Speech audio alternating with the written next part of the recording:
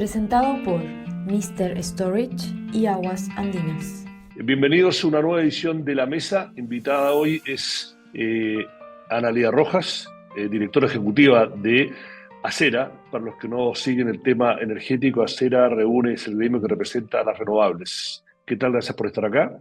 Hola Iván, muchísimas gracias a ti, al programa La Mesa, por la invitación que tenemos hoy día para hablar de renovables y de algunas otras cosas ahí que están en carpeta.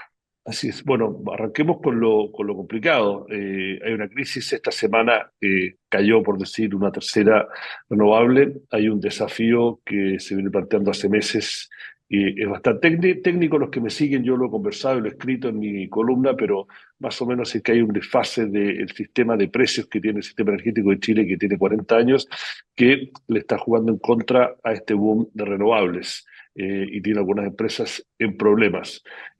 Ustedes como gremio le pidieron al gobierno una solución transitoria hasta tener una nueva ley que las grandes, las chicas, las no renovables admiten que el sistema de precios no refleja la realidad actual y que hay que cambiarlo. El debate es cómo. Y se filtró algo, salió en Bloomberg y en otros medios, más o menos lo que quiere hacer el gobierno, que a primera lectura, y aquí corríjame, sería una solución que a muchos del gremio de ustedes no les satisface. ¿Estoy correcto en ese análisis? Mira, Iván, yo creo que el contexto que tú describes es correcto. Hay una crisis y una presión en el sistema eléctrico como nunca antes se ha desarrollado en la historia, creo yo, del sistema eléctrico. Hemos tenido otros capítulos complejos, por ejemplo, los cortes del gas, o incluso mucho antes, el 99, 98, los blackouts, ¿no? Yo creo que ese fue un momento súper, hiper crítico, pero obedece a razones distintas. Hoy día estamos en un propósito, y eso yo creo que siempre es importante señalarlo, en un propósito que tiene que ver con la descarbonización del sector energía, y dentro del sector energía el más importante, el sector eléctrico, es decir, el retiro de los fósiles de la matriz de generación eléctrica. Desde ahí entonces entendemos que las señales y las políticas que tanto el gobierno como los agentes privados deben promover e insertar, ¿cierto?, en el desarrollo de este sistema eléctrico descarbonizado, tienen que ir en línea con este propósito. Entonces, hoy día tenemos lamentablemente un contrasentido en el punto de muchas empresas renovables, de energías renovables no convencionales, que se han visto dificultadas y muy estresadas frente al esquema de remuneración que existe en el sistema eléctrico nacional, que como tú bien dices, fue ideado más bien para una operación hidrotérmica, obedece al concepto, ¿cierto?, de la teoría marginalista, que es que se le remunera en el sistema mayorista en base a los costos variables de inyección o los costos variables de las tecnologías o los combustibles que las generadoras ocupen, y que se van despachando en orden de mérito, de menor a mayor. Cuando tú tienes energías renovables que son evidentemente, funcionan, ¿cierto?, con un, entre comillas, combustible o una tecnología cuyo recurso base no tiene costo, o sea, el sol, el viento, ¿cierto?, y cualquier otra energía renovable, por definición, no tiene un costo variable de esa fuente o recurso que se utiliza. Entonces, en la inyección, ¿cierto?, al sistema eléctrico se le valoriza a cero. El problema es que evidentemente no hay ningún proyecto, ¿cierto?, ninguna iniciativa que pueda funcionar eternamente con una remuneración en base a precio cero. Hay otros problemas en el sistema eléctrico que diría que no están simplemente relacionados con el costo marginal cero, el precio cero. Estamos hablando de los recortes de energía, o sea, esa cantidad de energía renovable que no puede ser integrada al sistema, ya sea por faltas de capacidades de transmisión o de inflexibilidades térmicas, y además por también, a propósito de la definición del esquema del sistema eléctrico chileno, del mercado, los desacoplos, las diferencias de precios que hay entre nodos que en el fondo impiden la conformación del mercado común eléctrico para que todo el sistema esté en el fondo con una misma señal, un mismo nivel de precio. Yo te diría entonces, en resumen, si lo queremos poner así en un 1, 2, 3, que yo siempre creo que es necesario para definir las problemáticas de un sector, los problemas son los recortes de energía que vamos a tener este año y los próximos. Ahí después podemos hablar de las cifras de recortes que vienen en la visión incluso del propio coordinador eléctrico. Segundo, los desacoples de precios, o sea, las diferencias internodales de precios que están muy, muy bajos, incluso muchas horas de precio cero en el norte de Chile, donde está la gran oferta de energías renovables, las diferencias con los otros nodos y los otros precios que están en el resto del sistema, que operan, ¿cierto?, con combustibles más caros, a propósito de la necesidad de despacho, porque no hay suficiente transmisión desde el norte hacia el sur, por lo tanto, se hace necesario otra oferta que es más cara en otras zonas de Chile. Y el tercer punto, ¿cierto? Los costos marginales cero, que son en el fondo las cantidades de horas en que los proyectos, ¿cierto?, reciben una remuneración cero en el sistema. Para ponerlo en simple, ¿es correcto decir de que los chilenos estamos pagando más y por una energía más contaminante de la que podríamos estar pagando por un tema regulatorio? Mira, el sistema de cuentas o cómo se nos cobra a nosotros los consumidores finales es un sistema distinto. Acuérdate que está los dos mercados, el mercado mayorista y el mercado de las licitaciones para los clientes regulados, que es donde está, digamos, el concepto, ¿cierto? Que además más importa cuidar, ¿verdad? Por lo tanto, en ese sentido, el mercado de las licitaciones está separado de esto que ocurre en el mercado mayorista, donde están los problemas de recorte, costos marginales ceros y desacople. Sin embargo, evidentemente que habrá presiones y señales de precio, porque si un mercado se encarece, el otro también va a tomar la señal en el largo plazo a propósito de las ofertas que se vayan presentando en las licitaciones que fijan luego las tarifas, ¿cierto?, en el componente de generación, que es el componente más importante de, el pago de tarifas, ¿cierto?, del consumidor final y sobre todo aquí el regulado residencial. Eso nos preocupa también porque vamos a tener entonces presiones por obviamente lo que está ocurriendo en ese otro mercado mayorista, que es donde los grandes generadores, perdón, la generación de energía hace sus intercambios, ¿ya? Aquí hay generadores que compran energía, otros que venden energía a propósito de lo que falta o les sobra para cumplir con sus contratos. Y dentro de esos contratos están los clientes regulados y también están los clientes libres. Es un mercado que está siempre en equilibrio a propósito de estas dos relaciones, pero cuando pasa una cosa en uno, evidentemente luego se puede ver reflejado en el otro. Bueno, ustedes le hicieron una propuesta al gobierno, mandaron una carta, el otro gremio, que representa a las más grandes y no necesariamente las renovables, aunque hay algunas que hacen ambas, no salió con otra propuesta o criticar la propuesta de ustedes. Eh, Ahora el gobierno adelantó, el ministro de Energía, Pardeo, salió a adelantar lo que se venía. Y como dije al inicio, eso que se viene aparentemente, por lo que yo he entendido en mi primera lectura, no responde a las soluciones que piden de ustedes. ¿Qué es lo que saben de lo que va a proponer el gobierno? ¿Qué está bueno, qué está no tan bueno y qué es lo malo? Sí. Bueno, en los anuncios que ha hecho el Ministerio de Energía y el Ejecutivo en particular, a propósito de los anuncios del presidente Boric también de la semana pasada, se habló, ¿cierto?, de un capítulo muy especial y dirigido a la solución de las renovables, ¿cierto?, en crisis. Eh, y nosotros desde Acera creemos que son medidas que son correctas, porque son en el fondo orientadas, ¿cierto?, a dar una solución a las empresas que están más estresadas con esta situación de desbalances o de déficit que no permiten la sostenibilidad financiera de las empresas, además que tienen el encargo, Iván, de hacer en el fondo la transición energética en este país. ¿Ya? Entonces, por eso es tan importante señalar ese contexto general. Ahora, los anuncios, ¿qué es lo que sentimos y cómo lo hemos analizado desde el punto de vista además de los impactos, ¿cierto? Porque una cosa son los anuncios y otra cosa son las implementaciones, los impactos.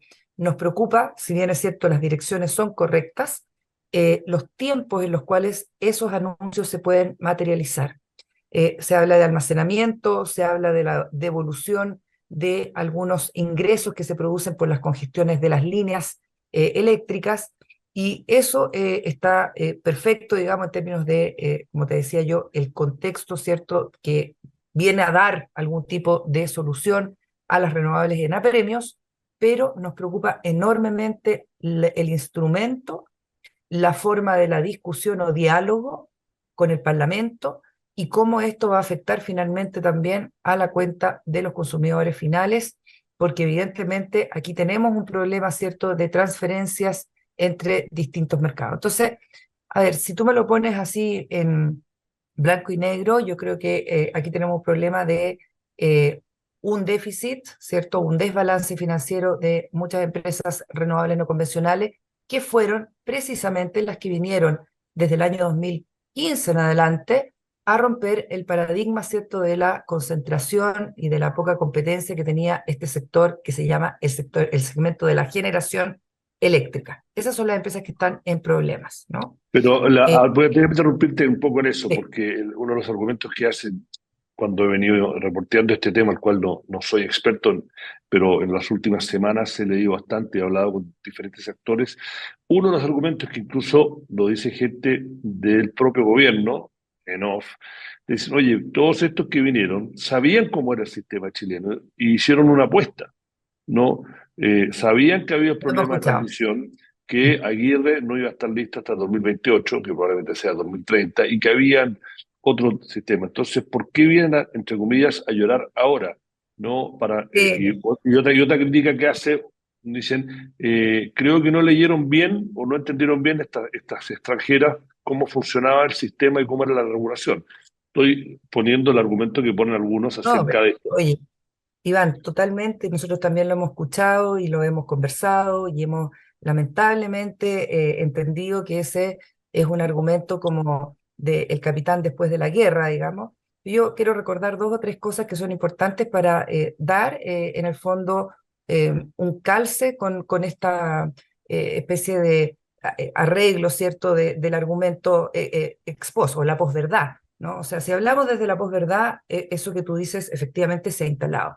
Pero, parados en el 2014-2015, cuando las ofertas de energías renovables se estaban presentando a una modificación que fue básicamente introducir bloques horarios en las licitaciones a los clientes regulados, que fue la que dinamizó efectivamente el mercado de ofertas de energía renovable no convencional en Chile, que permitió más actores, etcétera. Mira, estábamos recién en ese momento mirando un sistema eléctrico que todavía no estaba interconectado. El sistema del Norte Grande y el sistema eléctrico central no estaban interconectados. Tuvo que pasar una ley que fue promulgada, ¿cierto?, el 2016 y luego implementada durante el 2017 para la interconexión de los sistemas. Y lo que se veía y lo que se decía además en esa ley, artículo 76 de la ley, es que se iba a conformar un mercado común eléctrico y que a propósito de esa conformación del mercado eléctrico común, se daría garantía en el fondo por el acceso abierto a los players o a los actores en generación a ese mercado común eléctrico. En contraprestación al hecho de tener acceso abierto en ese artículo 76 de la ley, viene el artículo 87 de la misma ley que dice, pero ojo señores, como usted va a tener un sistema en donde van a estar permanentemente autorizados cumpliendo los requisitos de conexión y evidentemente los estándares que exige el sistema eléctrico bajo la mirada, ¿cierto?, de la seguridad de la operación del coordinador eléctrico, pero en contraprestación a esto, nosotros vamos a asegurar que el parque de la planificación, perdón, que la planificación de la transmisión se realice en forma programada, ¿cierto?, con holguras y con redundancias, es decir, siempre el foco, digamos, de tener una transmisión que fuese más amplia, ¿cierto?, de incluso la prospección, ¿cierto?, la proyección de generación que iba a ir entrando en los años venideros. Posteriormente a eso, fíjate, en 2019 se hace el gran acuerdo de la descarbonización referida al retiro del carbón, o sea, 2 años después. Entonces, esto de que cuando en el 2015 se hicieron ofertas y todo, todos sabíamos lo que iba a pasar con Quimán Aguirre ni siquiera estaba en el horizonte del pensamiento de nadie, no había ni siquiera interconexión en ese momento. Luego vino el refuerzo de Cardones Colpaico, que tuvimos grandes lecciones de aprendizaje respecto de cómo era la relación nueva con el territorio, lo que causó 500 días de atraso en la entrada, ¿cierto?, de ese proyecto, y por lo tanto muchas lecciones desde ahí entonces para planificar mejor la transmisión. Pero lamentablemente, y esto quiero señalarlo muy responsablemente. Esto no es un problema de este gobierno particularmente, de esta administración. Es un problema heredado de muchos años en donde efectivamente las señales para la localización de la generación y también para la expansión de la transmisión no se dieron de esa forma en que el legislador lo pensó o lo materializó en el proyecto de ley, ¿cierto? O sea, La para traducirlo, porque no quiero que 9.936. no quiero que esto sea un debate técnico, porque yo ahí también voy a perder, pero quiero que lo entienda mi público, ¿no? Sí. Que algunos saben más que otros. Si entiendo bien lo que tú acabas de decir, es que el mercado común eléctrico, que era la No, promesa cuando vino, nunca se ha no se conformó. implementado, nunca se ha Así es. conformado como se prometió. Exactamente. Tampoco se han implementado los polos de desarrollo, que también está bajo la misma ley muy claramente definido, y por lo tanto, en el propósito del retiro del carbón, mira ¿qué sucede cuando uno decide retirar carbón? No solamente es retirar energía producida con carbón, también estás retirando otras condiciones que aportan las máquinas rotatorias que están detrás de esas turbinas de carbón, ¿cierto? Y que le dan cierta estabilidad al sistema. Entonces, hoy día tenemos un problema porque hemos eh, ¿cierto? Ratificado nuestro propósito y nuestra ambición del retiro del carbón al año 2040. Hay incluso voces, ¿cierto?, que piden, entre ellas Acera, que esta fecha se adelante, pero tenemos un sistema que tiene necesidades de generación tremendamente ambiciosas para poder retirar ese carbón. Hay una cifra ahí que Acera siempre establece a propósito de estudios técnicos que hemos realizado muy serios, que dice, para retirar 5.500 megas de carbón de la capacidad instalada, hoy ya tenemos 34.400 megas del sistema eléctrico, hay que generar y instalar 22.500 megas de renovables y almacenamiento. Tenemos 10 ya, de eso que tenemos que hacer al 2030, ¿no? Tenemos 10.000 megas de renovables no convencionales, con algunos almacenamientos ahí que aparecen tímidamente, pero faltan 12.500 más. Y estamos en un momento en donde el sistema eléctrico, a propósito de poca flexibilidad en el sistema y en la operación de la transmisión, poca flexibilidad también del punto de vista de los aportes que pueden hacer otras tecnologías a el parque o la operación del parque de generación y de transmisión. Y luego, obviamente, la preocupación de qué es lo que ocurre cuando tú agregas más transmisión. ¿Por qué más transmisión? No puede ser también más transmisión por más transmisión, más líneas. Las líneas al final, Iván, las pagamos todos. Las pagas tú en tu cuenta, las pago yo, las pagamos todos los agentes porque está en un cargo que se llama el CUT, el costo único de la transmisión. Ese costo único de la transmisión, en la medida que tenga más elementos de la transmisión que se agreguen, porque supongamos que el planificador sí incluye muchas líneas, eso va a tener un costo. Entonces hay un trade-off entre el desarrollo óptimo para esta cantidad de energía renovable que necesita integrarse al sistema, las líneas de transmisión que se requieren para ello y, obviamente, el impacto en la cuenta, que yo creo que es un tema que es muy difícil de solucionar. ¿Qué es lo que estamos pidiendo nosotros entonces? Algunas soluciones que tengan medidas de corto plazo, pero con efectos en el corto plazo o en el cortísimo plazo, y otras que tienen que ver con el mejor aprovechamiento del sistema eléctrico de las líneas que hoy día tenemos. O sea, cómo sacarle provecho a que un conductor pueda transmitir más electrones y no una cierta cantidad limitada, que en el fondo es un criterio de operación que hoy día está muy vigente en el sistema eléctrico, que se llama el criterio N-1. O sea, tengo dos líneas, opero una sola y me queda otra disponible por si hay una contingencia. Yo pienso personalmente que es un criterio que hoy día se podría relajar, habida cuenta, obviamente, de las condiciones y las necesidades de mayor penetración renovable. Cuando no añadimos o hacemos inyección de energía renovable no convencional, evidentemente tenemos que despachar unidades térmicas no solamente más caras, sino también más contaminantes. Y por Paso eso la, creemos que es necesario hacer estos ajustes en el cortísimo plazo. Bueno, quiero que me traduzcas eso en castellano simple porque estamos terminando. No, porque es importante. No, yo lo entiendo, pero creo que a lo mejor se confunde. Si ustedes, dentro del contexto de esta conversación que están teniendo con el gobierno y lo que el gobierno va a presentar por ahí en la cuenta pública esta semana, el presidente Boric adelanta algo más o da más detalles, pero específicamente, dos o tres cosas que a usted le gustaría que se tienen que hacer ahora a corto plazo y después y cómo debería ser el nuevo marco regulatorio a largo plazo. Claro, mira, en el corto plazo yo creo que es urgente dar una solución a mejorar las condiciones de remuneración de las energías renovables que se inyectan en gran cantidad, ¿cierto?, en estos costos marginales cero, sin obviamente tener impactos en la cuenta final del consumidor, ¿ya? A propósito de la separación, ¿cierto?, de las licitaciones. Pero creemos que eso es un punto muy importante. Podemos, por ejemplo, darle más flexibilidad al parque térmico, ¿no?, que le dé más espacio a las energías renovables, a propósito también de que son más baratas y en orden de mérito corresponde que éstas se despachen primero. Por razones de seguridad, todos los días hay un despacho térmico muy importante para mantener la estabilidad del sistema y para agregar esa inercia que le dan las máquinas rotatorias asociadas a lo térmico. Pero estas máquinas no marcan costo marginal, ¿ya? No lo determinan porque en el fondo no se les considera como la última unidad que está Sí, marcando sí, no, no, energía. no, no vuelvo a lo central. Y, Claro, y entonces yo creo que ahí hay una medida de corto plazo muy importante que es que a pesar de poder tener más volumen, que puede ser una de las medidas, ¿cierto? Todas las medidas que estamos anunciando en esta semana por el presidente, por el ministro, están en la parte del Q, ¿ya? Pero necesitamos arreglar también la forma de la remuneración, o sea, la parte del P, cuando hacemos la ecuación de ingresos P por Q, es la parte, ¿cierto?, que necesitamos arreglar. No podemos tener más energías renovables no convencionales remuneradas permanentemente a costo cero.